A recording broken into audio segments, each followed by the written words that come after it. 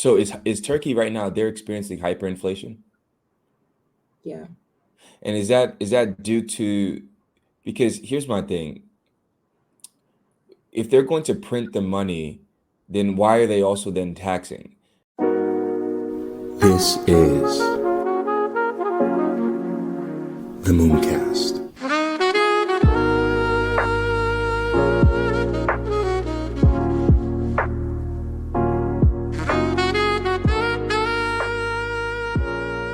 See you, Space Cowboy. What is up, man? What is up? How are you in Indonesia right now? Yes, I'm in Indonesia. I'm in Bali, back to Bali after a couple of interesting adventures compared to usual adventures with sharks. I was Yeah. diving in up north Bali for my birthday, and I was swimming with baby sharks, Oh, and wow. it was a good experience out of all this like startup life and crypto, blockchain, and all that. Like it was fun to be back to the sea, the ocean, and yeah, totally out of comfort zone, and in a beautiful way because um, the because we are so minds oriented, underwater, 30 meters underwater, you're feeling like, because you just need to trust your instincts. You cannot really, you need to trust that you have the knowledge, experience, and you're already equipped with what you need for your survival, which is Absolutely. totally uh, Yeah, opposite of what we're doing. I think people forget sometimes that there's more to life than, just Yeah. just business and, money and crypto. But, sometimes even me, because it's just I'm so much into this industry. And yeah, I'm excited. I'm excited. Bitcoin's almost at 60K. I think it's absolutely crazy right now what's going on. I think last time we spoke, it was like, I think it like 30 something K. That It wasn't that was, wasn't so long ago. It's yeah, crazy. like almost a month ago. Yeah, exactly. Yeah, that's Oh, absolutely it's insane, time. actually. Definitely starting for for everyone to be like a little bit more. I mean, I'm waking up like with ease of conscience and Yeah. that excitement for what's the next chapter is going to be like. So it's always refreshing to see the market, the people, the startups. Like, I mean, Yeah. remember a couple of months ago, like it was not that long, like a year ago, and everything.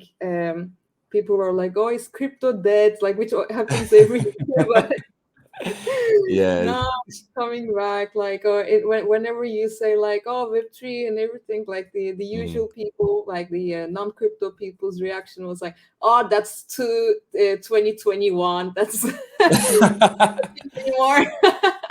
Yeah, absolutely. And it's crazy. Every time that crypto's down, it comes back stronger than ever. And I think that's why I love this space so much. I can't see myself doing any other kind of work for the next however long until maybe some new technology comes on that inspires me. But I just think this inclusivity aspect of it and the decentralization aspect of it, just the fact that anyone can join and nobody controls something is an amazing thing.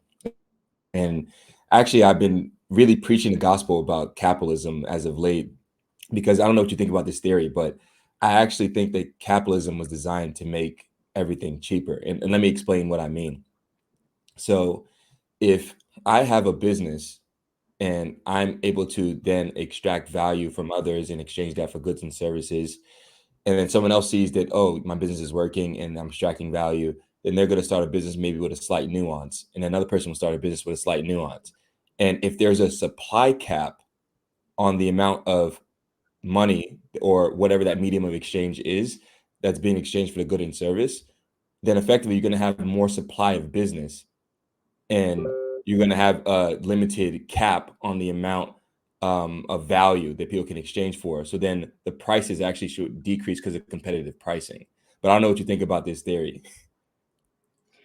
Well, First of all, let me give you the other side of the picture, right? What is cheapening there is human labor.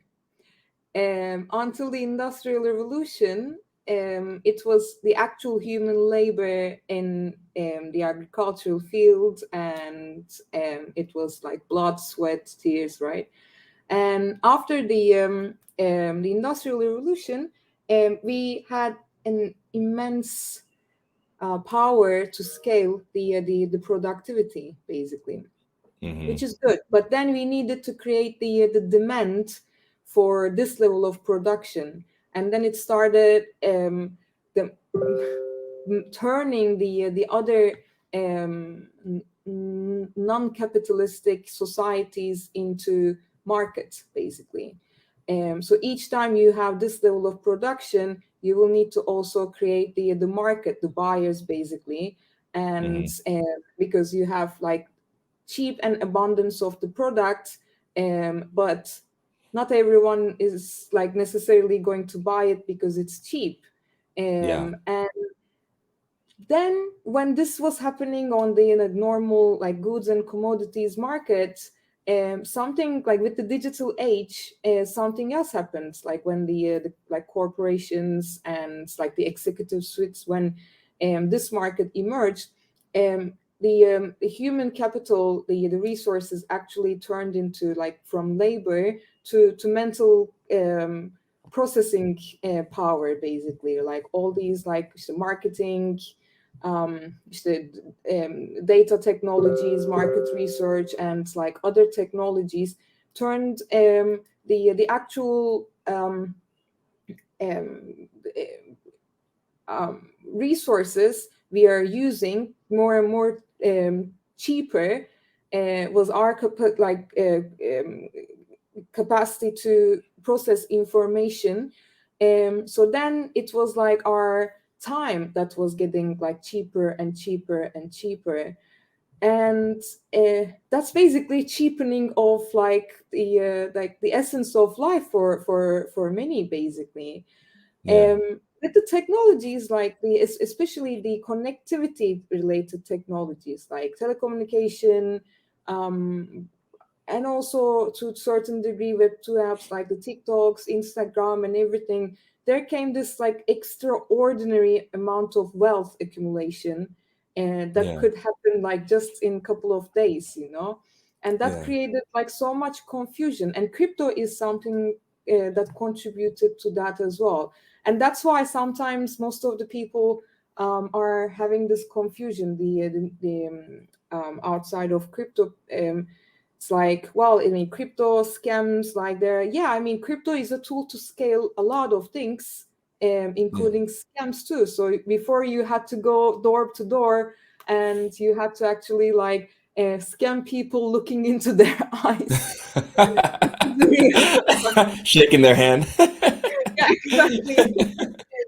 And there was still some sort of a noble thing about that, right? Like you had the guts to actually scam people.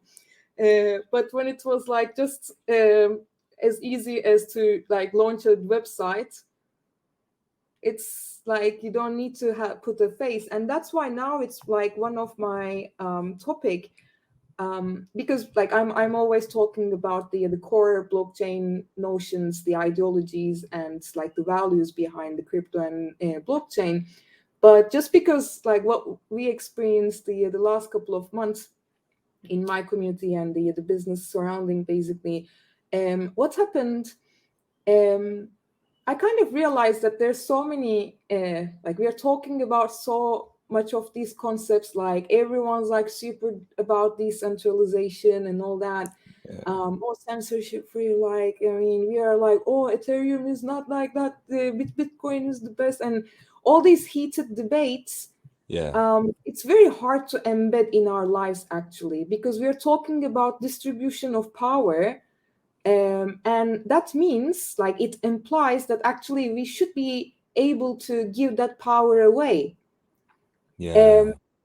And it's not at all an easy thing for anyone, no, most of the times, but because we are designed, or the social structure is designed to seek power, even if it's in the form of control, because we are designed to control our environment to increase the productivity, to increase our lifespan, to reproduce in the healthiest possible way. So it is conflicting, and there comes an opportunity for everyone, I take it. Yeah, okay, there's this like all a human nature and like, oh, we suck kind of debates too. But on the bright side, there's this opportunity for everyone, and each one of us to work on ourselves, how well we are, how good we can actually, to what degree we can sacrifice the power, and when it's necessary, we refrain using it, because power is such a thing, like the more you use it, you lose it actually. Yeah, yeah, Yeah. like, because there's so thin line that makes you actually, instead of like that power figure, if you use it like brutally, it makes you a mean person rather than a powerful person. So Yeah. it's like all these dynamics actually are like now opening up, like if you yeah, like for instance, yeah, Satoshi figure has this like 1 million Bitcoin, and it's always like this, like, oh, is it a threat, like is it like that or whatever, are they going to move these funds and everything? Hmm. um, and it's still, honestly, we still trust that it's not going to happen, and it's a good thing, like we should be able to trust, and it's all about learning when to trust, when not to trust, I think. Yeah. Absolutely. I want to ask you, because what is your take on altcoins? Do you are you a fan of altcoins? Do you like altcoins, or are you like Bitcoin only? How do you see the whole landscape of the entire crypto space, or do you just only like focus on Bitcoin mainly? I mean, technology, innovation, and the potential to transform the socioeconomic structure wise, the governance, and how we relate to one each other, and how we are freely mediating with one and each other, instead of through the institutions, and global citizenship wise and everything. Of course, Bitcoin is the one and only. The sectoral wise, like building an app, building a dApp, like wise smart contracts, and obviously what like Ethereum ecosystem and some others on that respect, is like obviously it's going to be always there, and like it's not competing with the same thing as Bitcoin. So it's like there are categorical differences, I would say. Yeah. Altcoins, the only reason I'm a little bit interested, honestly, in altcoins is basically their that speculative aspect to mobilize so many people with a certain catchphrase or certain icon, Marketing ploy. basically. Yeah. Yeah, I find that aspect fascinating, and people also make money. But other than that, for like the financial and economic sphere, like I don't see much of a point. But it is definitely, I mean, I would say it's the same fascination for me looking at a TikTok video that catches up like 12 million likes, and an altcoin that does like, I don't know, like 100 million trading volume. It's for me the same sort of fascination, but totally categorically different. We had this conversation the other day, based on Vitalik's approach of concave and convex ideas about the decentralization. Uh, I mean, it's the whole idea of the decentralization, like is it binary or is it a spectrum? Like I think it is also kind of occluding the reality of the whole thing. Yeah. Yes, we're talking about decentralization, and it's a good thing when it's applied to one thing and one thing only, like Bitcoin. It does verify transactions, and that's the money. Money is essential, and it is the main source of transaction between people in terms of economic activities. And that's a very simple value, actually. Like, so decentralized money is a no-brainer, 100%. But you cannot talk about decentralization of whole organizations making different, like, the different level of sophistication, decision making at different stages. That includes human ethics, morality, disciplinary decisions, and different level of information use for each at each stage of the organization. That's very hard and presumptuous. Yeah, So I get absolutely. that question, like, oh, you're Satoshi 21, but there's a company. Yeah, but the company does event organization, and we spend the money for that. Like, well, there's nothing much to decentralize about it. Yes, it would, like, there can be certain ways to fundraise, basically, for the events we want to do and everything, but this is another business. Like, Yeah. in that respect, I'm not, like, totally the maximalist about decentralization of everything. So, like, yeah, meme coins, if people also, like, want to like, buying something like the Pokemon cards to, like, whatever, this is kind of a trend, and I find it kind of a leisure activity, and, like, an interesting phase in humanities, seeking some societal interaction kind of a phase. Like, from Yeah. seashells, collecting seashells, to meme tokens. Yes, definitely an interesting social phenomena. But how much influence and space does it have, weight does it have in a global financial framework? That's definitely disputable. Yeah, it's interesting because I look at, not to try to pick on any kind of cryptocurrency, but Solana, and how I think you probably know too as well. They have a lot of different outages that happen periodically, throughout the course of the year. And since they've been started, I think they've had like 7 or 8 different outages. So I'm like, how Yeah. can a nation state run on top of that? It's just, I don't think it's feasible to basically have a outage for 5 hours and people can't transact. It's going to stop the economies from functioning. So I think you need something very sturdy. But one thing too, I would say too, is the scalability of Bitcoin.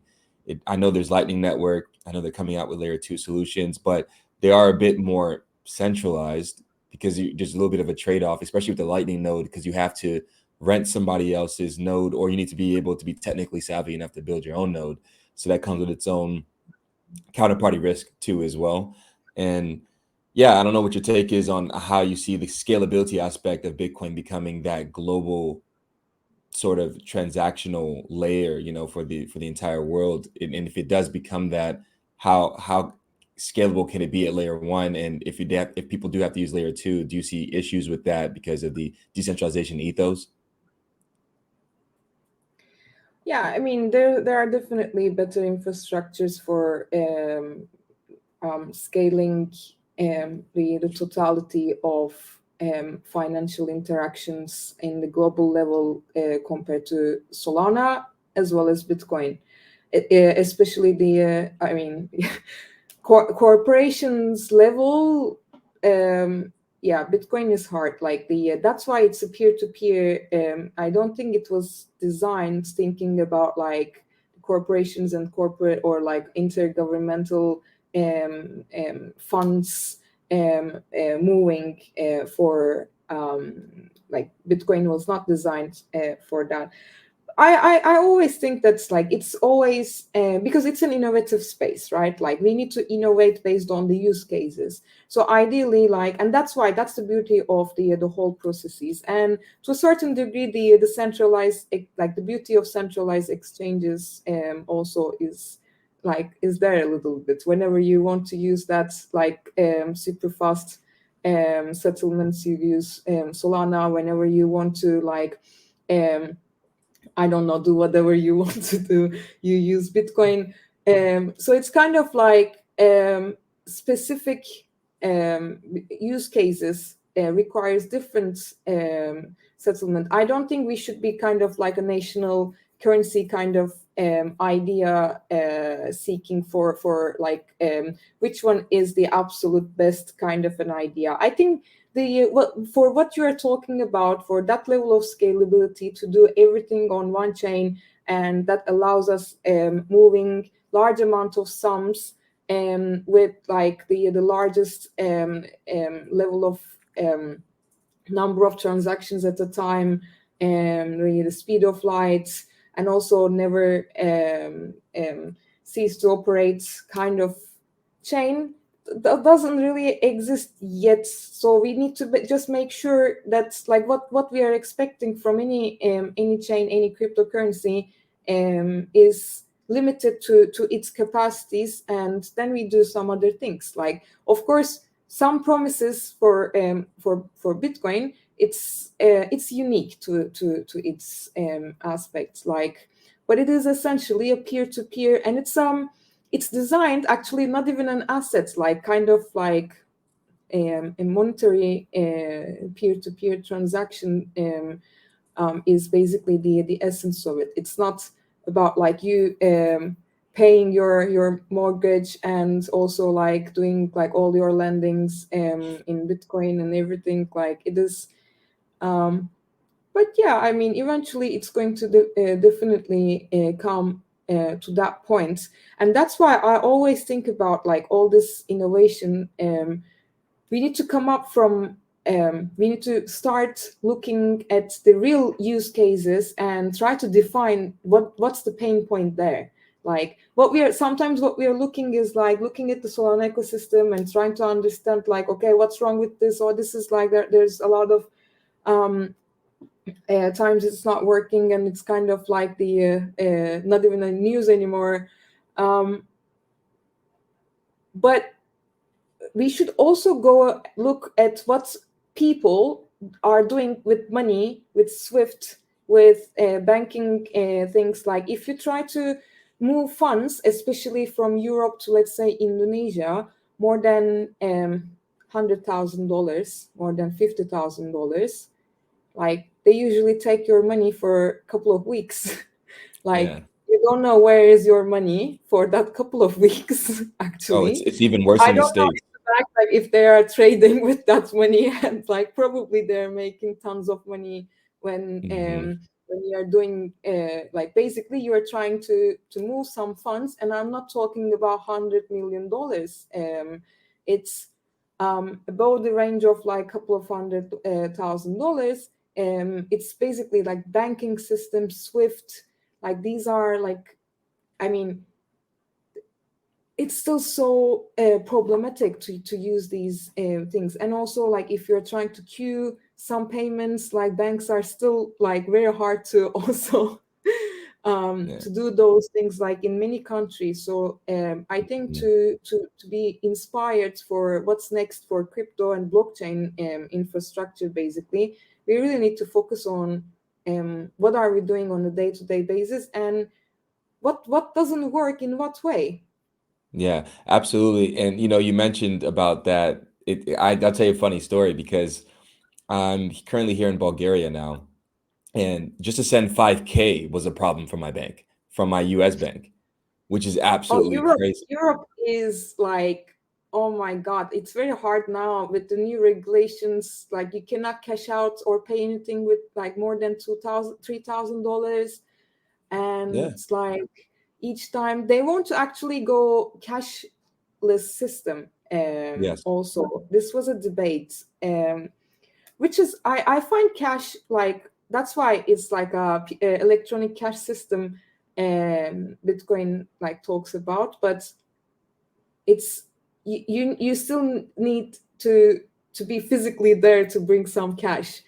So there's locational limits to scale that, but cash is a very good thing. Like of course it can be traced and everything like to a certain degree and all that, but what they want to like with the numeric or like electronic payments in a centralized way, we are expecting some sort of um, So with the programmable money and everything, like the money with the due dates, basically, like, and that's Yeah, really scary for me. Like it's crazy. as long as you cannot, like, I mean, like if you accumulate, it loses money. So like the inflation actually pushes people to either buy an asset and or a commodity because it's going to lose its value, or with the electronic systems, it's going to expire. Like, Yeah, exactly. Yeah, I saw that they had the beta version for the e-euro that they launched last year, and I know that the programmable money is coming. I don't know exactly what the time frame will be for that and how they plan to onboard people to get people to trust to use that. I'm glad that we do have a free market alternative in Bitcoin. And so we'll see how things play out, for sure. But I wanted to ask you too as well. What do you think about the country adoption element of it? And you see El Salvador adopting Bitcoin, and they seem to be thriving, and a lot of entrepreneurs are going there. And Kelly's made some really major moves as of late. And I wanted to ask you, do you see that increasing exponentially within this next bull run? What is your take on countries adopting it, and also in the mixture with the landscape of the CBDs coming, I also feel like Bitcoin is that mediation, so that way you don't have that counterparty risk burden of, hey, I'm storing Ken and Shilling CBDCs and you're storing US dollar CBDCs and you're storing euro CBDCs in your reserves in your treasury. And one day they decide that you did something wrong, you tweeted something wrong, and they just completely cut you out and you can't transact that day. So I think Bitcoin is a really good mediation to rectify that situation. But I don't know what your thoughts are on that. yeah, exactly. The only thing I think about the El Salvador in a way that it is a little bit like, okay, it's a bit early to be this excited. Mainly is because they didn't dump a national currency, and that's a like categorical difference, right? Like US switching to Bitcoin is way more different than El Salvador using another nation's currency and dumping that to switch to Bitcoin. Basically, it is still exciting because of the scale of Bitcoin usage and like its day-to-day usage, but obviously it's not the same idea of any country dumping their own their own national currency to adopt Bitcoin. So I doubt that it's going to be mainstream as much as we would like to imagine for other countries, because um, El Salvador never had that power to print their own money and to actually use the means to control their own currency, basically. And for any government, that's going to be like the last thing they would afford losing. So that's their like um, the land integrity, the like the language, the all that core things for nation states, which is like a very 20th century idea, but still like most of the countries are there in terms of like protecting their own values, and the money is also like that. What happens, like in countries like Turkey, they don't say it like we don't say, for instance, um, Turkish lira is still the national, I mean, the legal tender, but it is actually allowed in practice to use other currencies and to do commerce with other currencies. Basically, it is very hard to move funds from Turkey to abroad, like it's especially the large sum of money. So like what you do is like you convert it from the crypto exchange, you pay some like taxes in between, and like rather than that, most people do trades in like USD. And even like the last couple of years, I saw in the south, like people accept USD and euro and everything like for petty cash, basically, which is um a lot of money that is like in circulation that is not registered, and because of the taxes and everything, so slightly actually the legal, not the legal tender but practical tender, turns into the like crypto, other foreign currencies and everything, and that has negative effects on the value of the national currency and also the reserves basically, and that triggers the hyperinflation. So what we could possibly anticipate, that this is going to have an overall snowball effect for countries to then decide that it's actually useless to have a national currency because of its like law. It's more of a burden. Yeah, it might turn into like, it's still early to say that, but like this is more like the humans, like the people using this, like other currencies in practice and finding their own way to go around the law and everything. And this actually ridiculizing having a national currency is more possible than actually a nation state saying that's like, oh, we dump our national currency to adopt Bitcoin. So that's definitely it. But CDBCs definitely are for that, like to make it easier, the foreign exchange, and we shouldn't forget, like the forex is like the most governments make their like a lot of money from foreign exchange also. Hey bro, I'm just trolling is something that will not just challenge your perspective, but also touch your heart and soul. It's a book that defies convention, blending art and literature into a thought-provoking masterpiece. A reflective piece of provocative art that tackles societal constructs from angles you've never considered. Hey bro, I'm just trolling delves into the very essence of our existence. It questions the technology that surrounds us, challenges our notions of beauty, stares unflinchingly into the eyes of death, and questions the boundaries of freedom. It scrutinized the educational system that molds our very future. This book is a journey, an exploration of shared human experience, and it's a work of art that refuses to be confined by tradition. It's a canvas painted with words, a melody of thought, and a testament to the power of creativity in a world dominated by algorithms and data. Visit moonboycapitalventures.com and get your hands on Hey Bro, I'm Just Trolling today. It's not just a book, it's a movement. Now let's jump back into the show. Yeah, So- absolutely. And because, okay, so when you say, so is Turkey right now, they're experiencing hyperinflation? Yeah. And is that due to, because here's my thing. If they're going to print the money, then why are they also then taxing? And I never understood this concept. I don't know what your thoughts are on the idea of tax. If the real tax, the hidden inflation that they're not really telling us about is the real actual tax that they're doing. So they're double taxing you, sometimes Yeah, triple taxing you. the cost of the cost of printing money you're talking about, right? Yeah. Well, yeah, like basically producing money and having the monopoly to produce money is actually an additional tax on people for sure. But What is the point?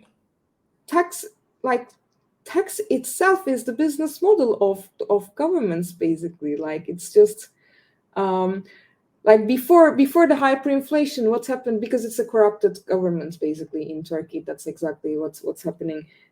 Each time you had the receipt of your like normal electric bills, let's say it's like $100 today, in 1 month like you see it's $120, in the second month it's basically like $300, and you don't understand because there's no actual increase in prices, but then there's this like little like this tax, that tax, like some random taxes never announced or announced in like the end of the newspaper somewhere, like in like 9 fonts.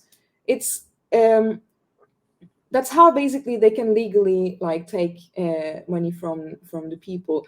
I personally think, like, because this is also a debate, right? Like the crypto people, they don't like paying tax and everything. I would say it's not that people, I mean, of course, like 50% tax is just like ridiculous, 40%, 10% tax in Europe, US, like it's just ridiculous. So stupid.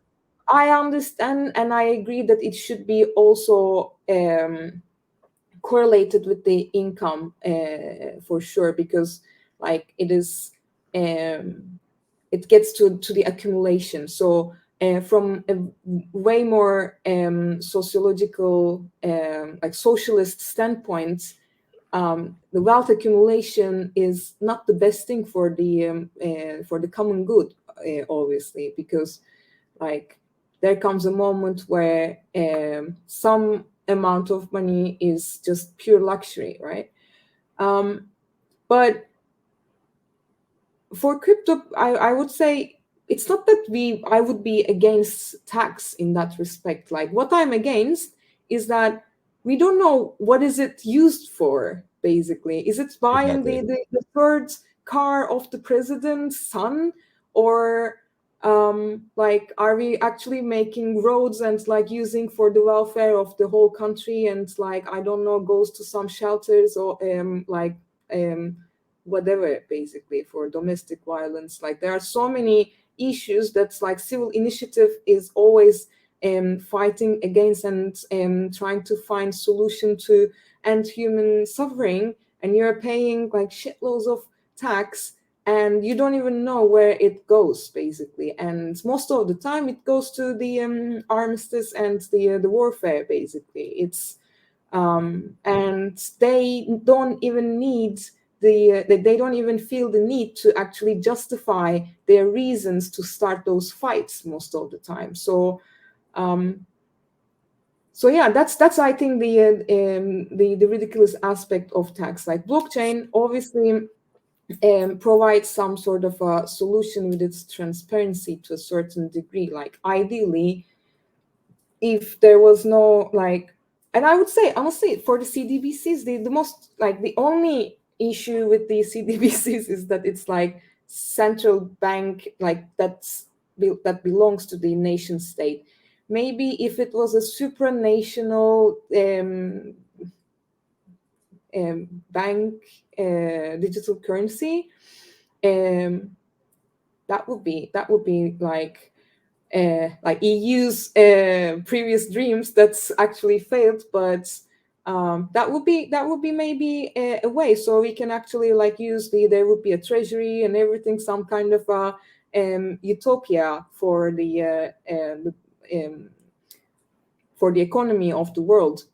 But Yeah. it's yeah, I don't think it's going to be that easy for the nation states to go to that path of making everything public. Like this is the treasury, this one goes to animal shelters, this one goes to like the Come on, you're dealing with politicians. represented groups. Like here you can see where we spent this money. So no, what we do like is we are trying to avoid paying tax, but we actually put that money into like civil initiatives, NGOs, and other things, and it's like we support like that's probably the dream crypto offers to people, because I'm not in a like, but everything I'm trying to do and implement in what we are doing is all about reconciling the personal and individual benefit with the common good. Like each time you try to seek for benefit, can you also contribute to the common good too? How to reconcile that personal benefit with the benefit of the large masses? Yeah. And yeah, talk to me more about Satoshi 21, because I know you've done some restructuring and I kind of wanted to get into it. What's been going on, what's been happening, how's the development, and why the restructuring and everything. So yeah, I was recently kicked out of my Telegram community. Decentralized voting or what? So from the decentralized community, I was expelled to. You were exiled? Oh man. I mean, it's so That's funny. Like, ridiculous. yeah. So we started as 21 as like I did one Bitcoin event. There I met my previous co-founder. Then they started doing the hosting the events, and I was organizing it. And at one point, like, we transitioned from WhatsApp to Telegram, and they created the community platform, which then claimed that this is their personal platform. The community channel we use for our communication, where I actually did the events, organized every single one of these the last 3 years in a bi-weekly fashion in 8 countries, use personal funds, investor funds, and investor also got kicked out also, and my lawyers, lawyers, yeah, like imagine someone someone investing in your company, and you kick them out from the community channel and say this is like my personal platform, and say like, oh, decentralization. That's so contradicting. That's terrible. That's terrible. It is like but you can that's why I'm also highlighting certain values. Like, I think in the 21st century, like post-truth and everything, we know what is correct to say, right? We say like what is noble to say, what makes us cool, what makes us respectful with our speech. But so few people can actually align their deeds and behaviors to actually keep that promises, not for respect or recognition, but to be like a person of integrity. And and that made me realize that this is actually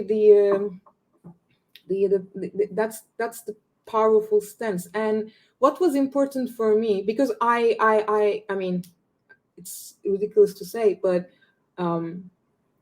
I'm very much oriented with integrity, because that is how I am. Like, I'm not trying to, but it's sometimes a huge burden, because like this whole drama at the back side when I was trying to launch 3 businesses at the same time since last April, right? So for the respect of what we created, for the respect to these individuals and everything, like I never mentioned anything like outside of like our co-foundership, basically. I own the 90% of our company, and the reason for that was basically we distributed the shares based on our contribution to the community, starting from until last year when we built the company. And so basically they never wanted to do anything like to contribute funds wise or labor wise going forward, until I got it funded. I got an asset, and it was growing. And that's not fair for me, you know, like, because it's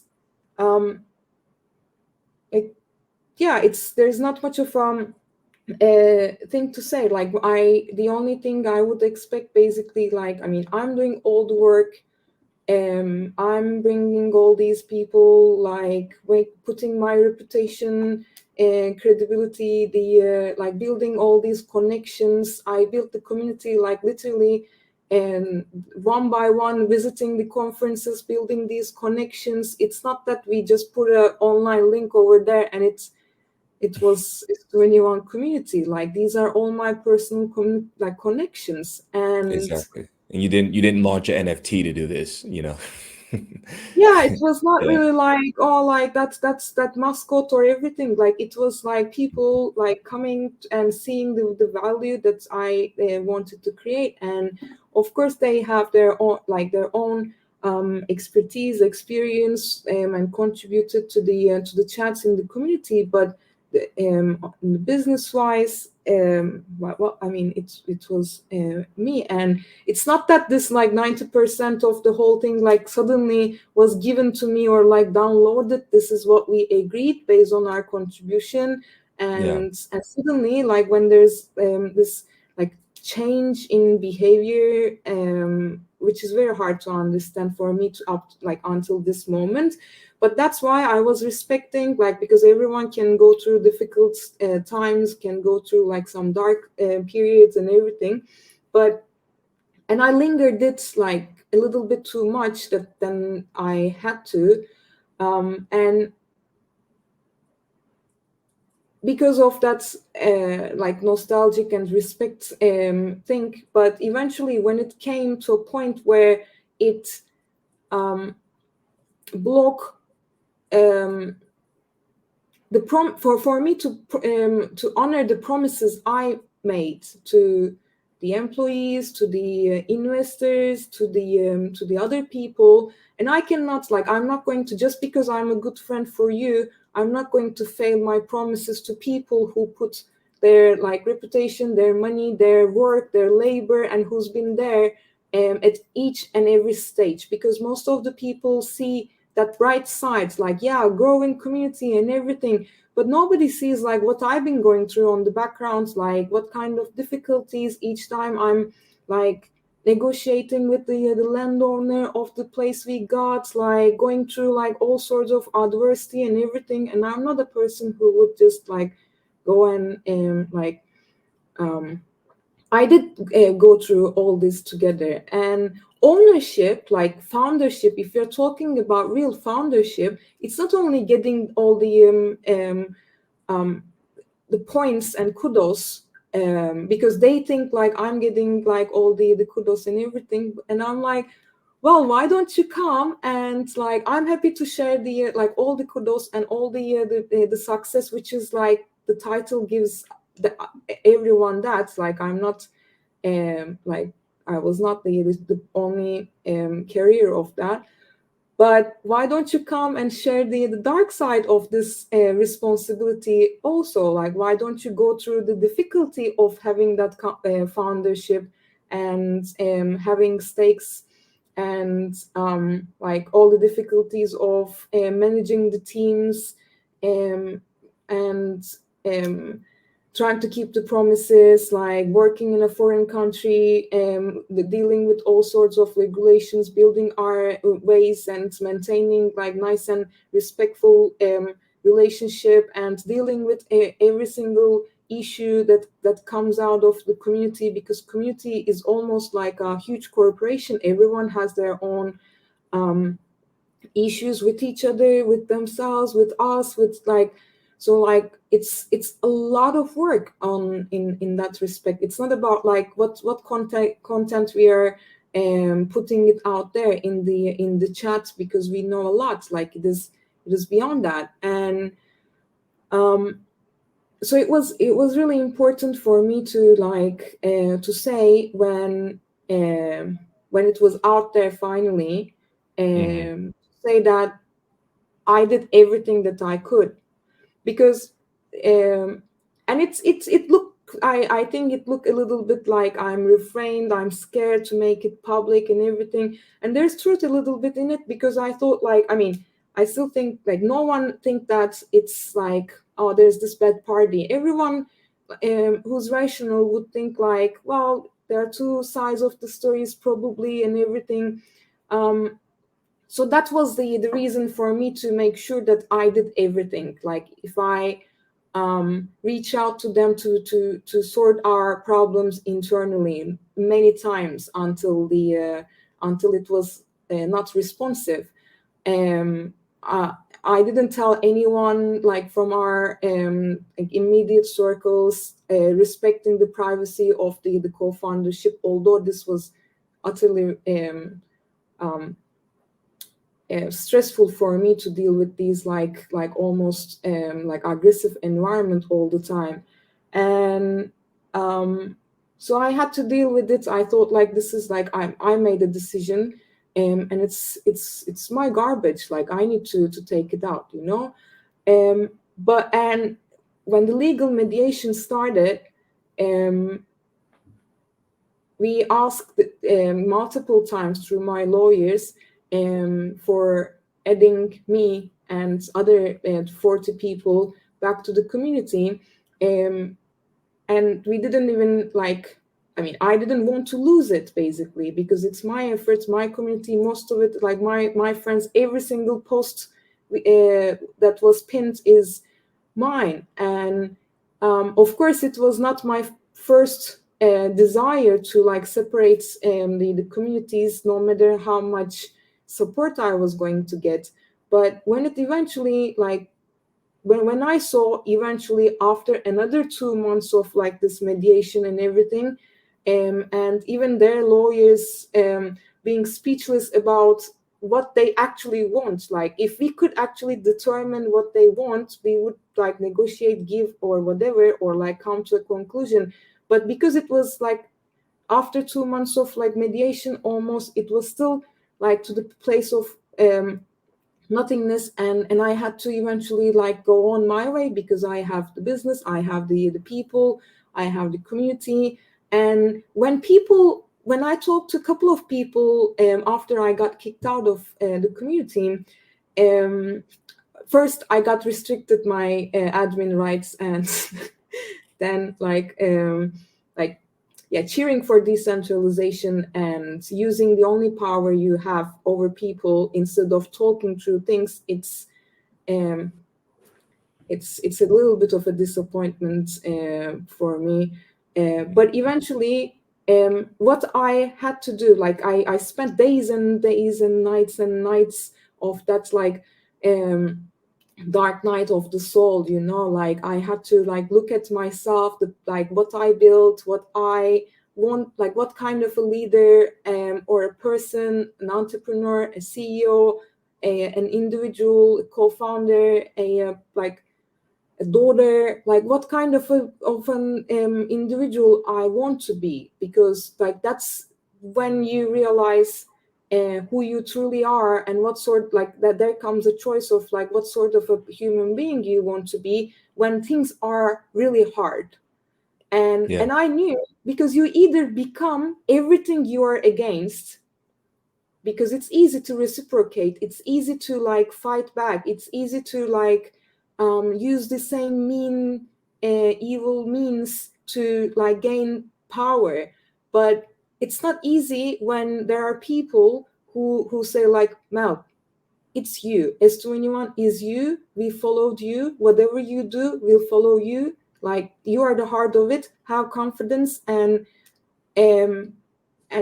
like you can do it again. When key people like that tell you this sort of a thing, it's not, I mean, you cannot lose that credibility, you cannot betray to that trust. That's why I had to be a little bit like way more careful how I'm actually like what I'm doing with my anger, with my frustration, with my heart break. And that's why now I'm happy that I did my best to come out of it and walk away with grace. And it took a lot of personal resources, psychological wise, like my health wise and everything, and like business wise it also suffered because I was not 100% myself. But I now know who will be there, who will stand next to me, and for our business, who has that's like light at their heart, where mind and heart are at the right space.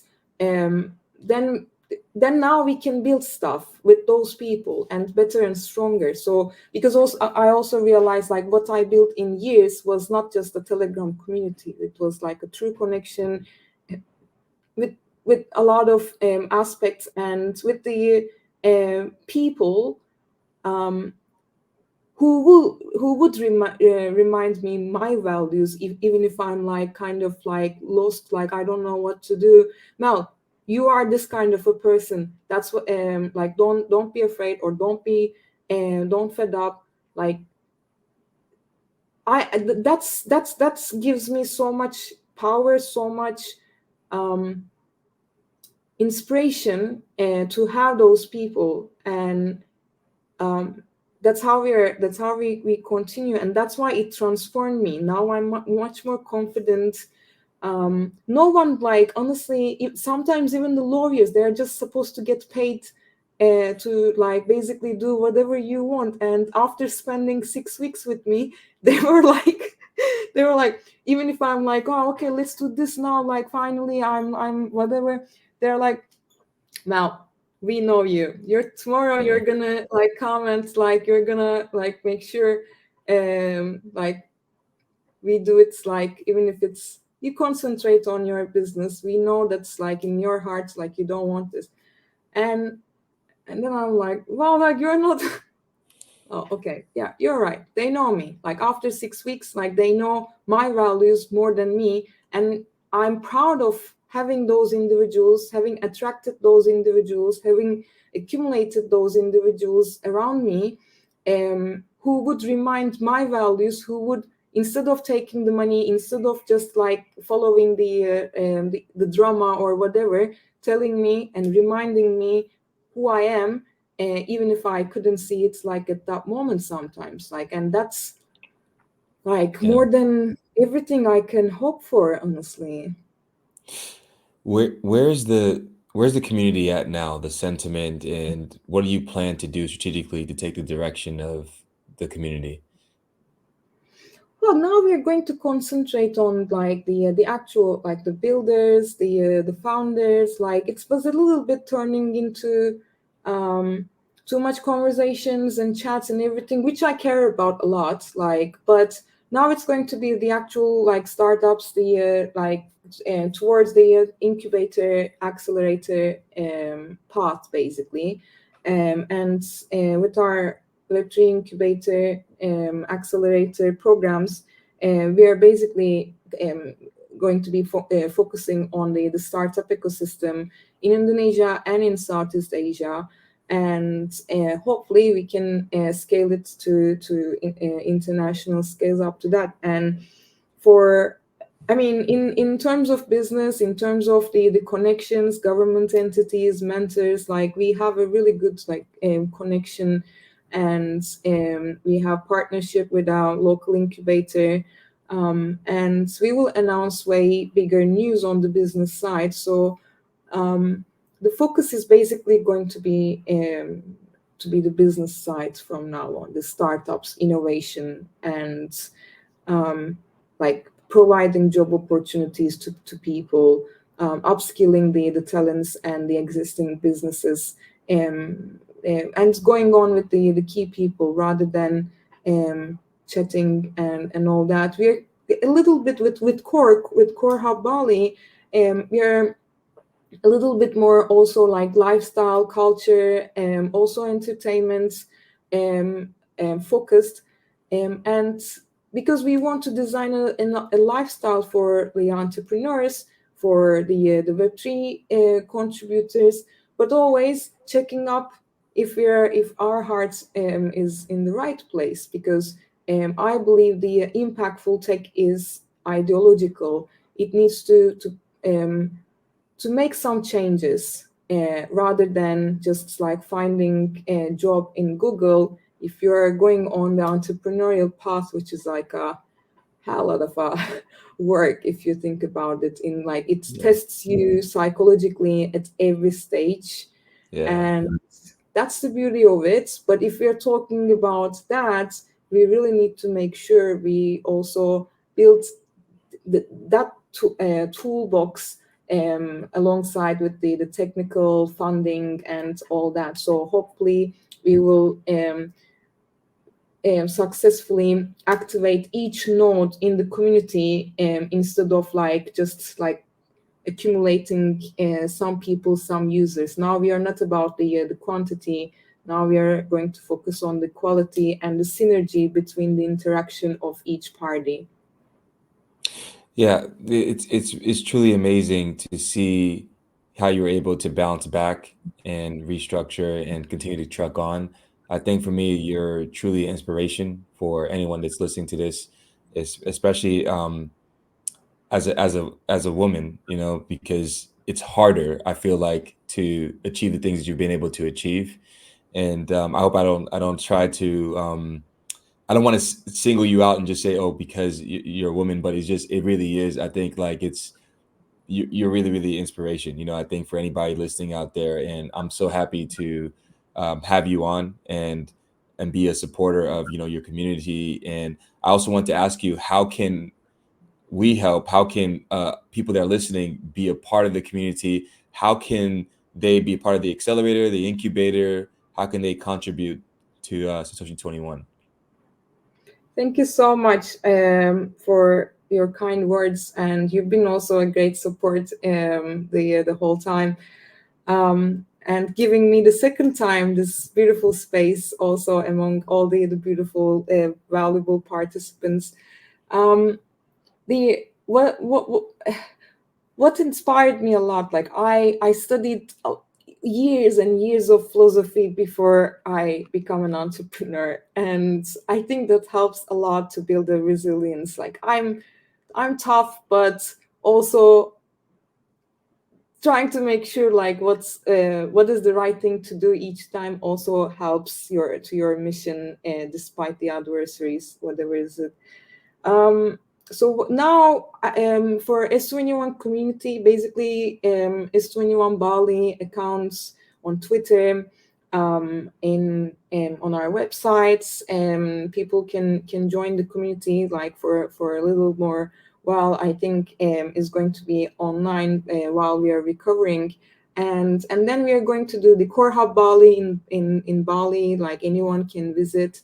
We are now going to mint the NFTs for the advisors specifically. So we have this shout out to the contributors of the community and the startups basically. And we have a few announcements for the Web3 Incubator Accelerator. We are open for partnerships who would like to expand their resources, mentorship, funding opportunities to the projects in our pool. We are hoping to transition up to 200 Web2 projects in Indonesia within the next 2 years to Web3. And also regionally, we're like with the accelerator, we're going to hopefully strategically contribute to the success of the startups in our ecosystem. And so you can reach us for a partnership. You can visit us in Core Hub Bali. You can join the community, and we will outside of Bali and Jakarta. Now we are going to be focusing also in Singapore, Dubai, Hong Kong. In May we are in Hong Kong. In April we are in Dubai. And next month, March, we are in Singapore and Jakarta, and there we will have the announcements.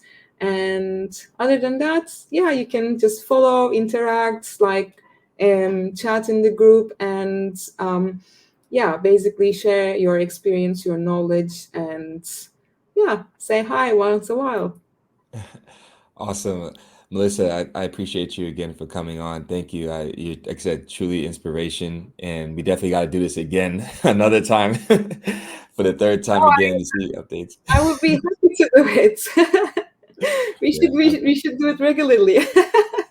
Yeah, I mean, I'm down, you know, like I love it. You know, it's always fun to get your knowledge because you're very knowledgeable too as well in this space. And like I said, for me, I'm able to pick your mind too as well and learn. So it's a very humbling experience. Thank you. I appreciate it. Thank you so much. Yeah. Well, this concludes then this episode of the Mooncast, and peace then.